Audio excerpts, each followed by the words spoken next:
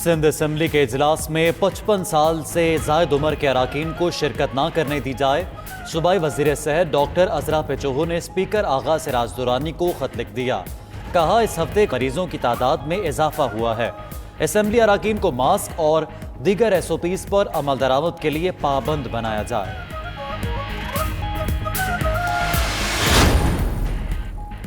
हुकूमत ने ताहाल तहफ़्फ़ुज़ की कानून साजी नहीं की। मुल्क के तमाम इदारे काम कर सकते हैं तो पार्लियामेंट क्यों नहीं? चीफ जस्टिस गुलजार अहमद के रिमार्क्स। मजीद कहा, हम भी हिद्दत को महसूस कर रहे हैं। प्रेस कॉन्फ्रेंस के जरिए आवाम का तहफ़्फ़ुज़ नहीं होगा, कौमी सतह पर कानून साजी होनी चाहिए। जस्टिस एजाजुल एहसन ने रिमार्क्स दिए, नहीं मालूम मरीजों की तादाद कहाँ जाकर रुकेगी।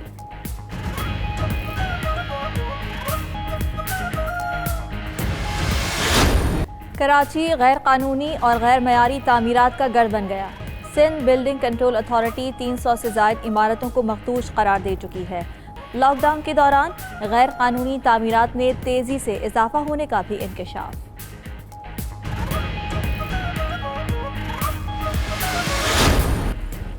बलूचिस्तान में भी पब्लिक ट्रांसपोर्ट का पहिया बहाल। सूबाई हुकूमत ने SOPs के तहत पब्लिक ट्रांसपोर्ट खोलने की इजाज़त दी। एलामिये के मुताबिक मुसाफिरों के लिए मास्क पहनना, गाड़ियों बसों में स्प्रे लाजिम करार, 2 सीटों पर सिर्फ एक मुसाफिर बिठाने की इजाज़त होगी। उधर पंजाब में कारोबार के औकात कार फिर तब्दील। बेकरीज, दूध दही बेचने वालों को हफ्ता भर 24 घंटे दुकानें खुली रखने की इजाज़त। चिकन और मीट शॉप्स पूरा हफ्ता सुबह 9 से शाम 7 बजे तक खुली रह सकेंगी।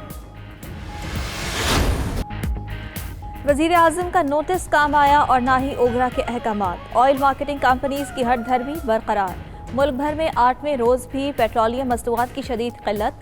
लाहौर, पेशावर समेत दीगर शहरों में पेट्रोल नायाब। फैसलाबाद, जहलुम, खानेवाल, कंबर, दादू में भी ज़्यादातर फिलिंग स्टेशन बंद। अलीपुर में पेट्रोलियम मस्तूआत की किल्लत के खिलाफ शहरियों का एहतजाज, रोड ब्लॉक कर दिया।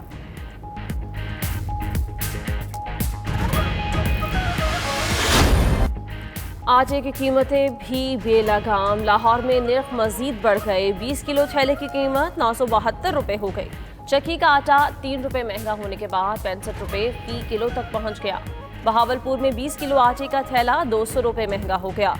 उधर हुकूमत का गंदम की बैनुल सूबाई नक्ल हमल पर पाबंदी उठाने का फैसला। गंदम की दरामद की इजाज़त और ड्यूटी खत्म कर दी जाएगी। वज़ीर आज़म इमरान खान से वफाकी वज़ीर सनत व पैदावार हम्माद अजहर और मशीर ख़जाना अब्दुल हफीज़ शेख की मुलाकात। आइंदा बजट पर ब्रीफिंग दी। वज़ीर आज़म से मशीर तजारत अब्दुल रज़ाक दाऊद की भी मुलाकात। वज़ारत तजारत के उमूर से मुतल्लिक़ तबादला ख्याल किया गया।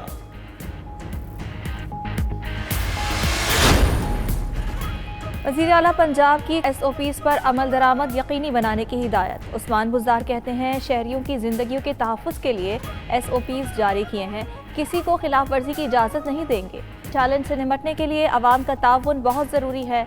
एहतियात का दामन थाम साथ जीना होगा। अमरीकी सदर का एक बार फिर चीन पर इल्जाम। डोनाल्ड ट्रंप ने चीन की 33 कंपनीज पर पाबंदी आयद कर दी। अमरीकी सेनेटर रिक स्कॉट की भी चीन के खिलाफ हर्जा सराई। वैक्सीन की तैयारी में रुकावटें डालने का इल्जाम। कहते हैं, चीन की वैक्सीन की तैयारी में रुकावटें डालने के इंटेलिजेंस शवाहिद मौजूद हैं।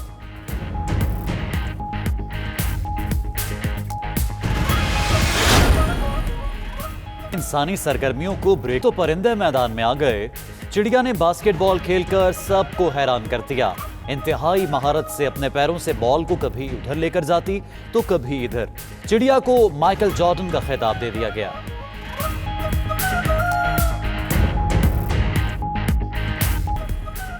और हसन अली का वर्चुअल रिहैब सेशन की तरफ मुस्बत रुझान। फास्ट बॉलर ने गुज़श्ता हफ्ते ऑनलाइन रिहैब सेशन में शिरकत की। पाकिस्तान क्रिकेट बोर्ड हसन अली की क्रिकेट में वापसी तक माली मुआवनत करेगा।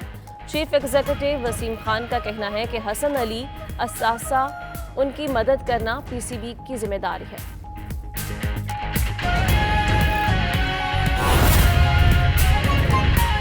वो प्रेस कॉन्फ्रेंसेस नहीं करते और वो नहीं बनता اور پالیسی سازی جو ہے اس کے اوپر کام جو ہے وہ لوگ کرتے ہیں جو پالیسی والے طرف سے ہیں. نہ ہی اس کے اندر اگر کوئی لیگل ابہام ہوتا ابھی ثناء اللہ صاحب تو آپ سے اور مجھ سے بہت زیادہ لائق وکلا شوگر انڈسٹری کے لیے کام کرتے ہیں. ابھی تک میری اطلاع کے مطابق پچھلے 2.5 مہینے سے وہ ریٹ کرنے کے لیے دوڑے پھر رہے ہیں, ان کو گراؤنڈز نہیں مل رہی. تو اگر اس میں کوئی اس قسم کی لیگل ایشو ہوتا تو وہ ایک بات ہوتی. دوسرا سوال آپ کا بڑا اہم ہے. میرا نہیں خیال کہ پاکستان تحریک انصاف کی اس چیز کے اوپر آپ کو ڈاؤٹ ہونا چاہیے کہ روایات بھی ہم نے قائم کی اور انشاءاللہ روایات کی پاسداری بھی ہم کریں گے.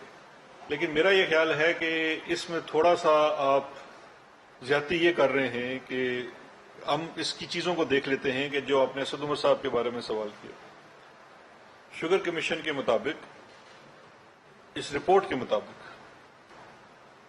جس وقت ایکسپورٹ کی اجازت وفاقی حکومت نے دی, ملک میں جو ایکسیس سٹاک موجود تھا,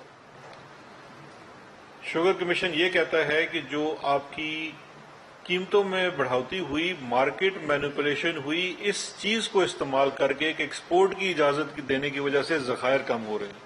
لیکن انہوں نے یہ ایگری کیا کہ اس سے ذخائر کم نہیں ہوئے. نمبر 1 یہ. نمبر 2 یہ کہ جب ان کی یہ پیش ہوئے, رزاق داؤد صاحب بھی پیش ہوئے, اسد عمر صاحب بھی پیش ہوئے, اور انہوں نے 2018-19 میں ایکسپورٹ کی اجازت دینے کی ایک بڑی وجہ جو ہمیں اس وقت ایک ڈیفیسٹ تھا ڈالرز کا روپی کے اوپر, وہ وجہ بتلائی گئی اور اس سے انہوں نے اگری کیا کمیشن نے. لیکن اس کے باوجود یہ معاملہ ہم نیب کو دے رہے ہیں کہ اگر ان کے اوپر کوئی الزام بھی نیب لگاتی ہے تو اس چیز کا فیصلہ اس وقت کیا جائے گا اور وہ لوگ فیصلہ کریں گے.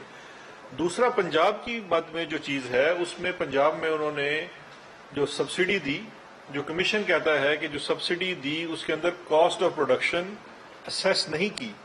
یہ وہی والی غلطی ہے جو ماضی میں بھی ہوتی رہی ہے, اور اسی چیز کو ہم نے بھیج دیا ہے نیب کو.